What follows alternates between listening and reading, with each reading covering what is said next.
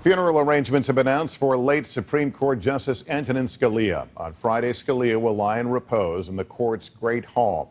On Saturday, a funeral will be held at the National Shrine in Washington, D.C.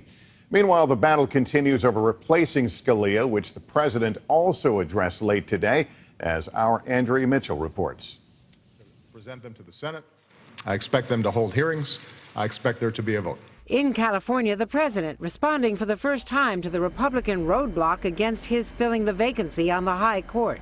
I'm amused when I hear people who claim to be strict interpreters of the Constitution suddenly reading into it a whole series of provisions that are not there. But will his nominee even get a hearing?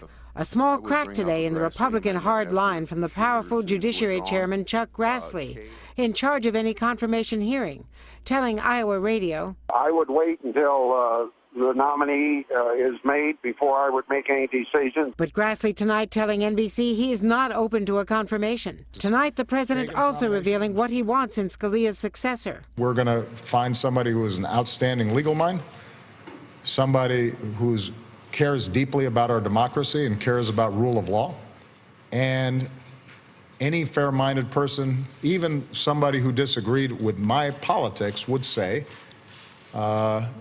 would serve with honor and integrity on the court. The president has a list said to include Sri Srinivasan of Washington, D.C., and Jane Kelly of Iowa, confirmed as federal judges 3 years ago unanimously. Also, Washington Appeals Court judges Merrick Garland, long on the president's list, although older at 63, and Patricia Millett, an experienced litigator and former clerk to Justice Ginsburg. But who would Scalia choose to replace himself? There were clues in a dissent he wrote last June when he called for more religious and geographic diversity on the court, noting all studied at Harvard or Yale Law School, 5 Catholics and 3 Jews, not a single evangelical Christian, 4 including Scalia from New York City. And meanwhile tonight, law enforcement officials and the owner of the ranch where Scalia died are completely discounting speculation about foul play, saying a pillow found in his bed was above his head, not over his face. And the reason replacing Scalia is so politically fraught? His death represents a seismic shift in a court that has had a conservative 5-4 majority for half a century.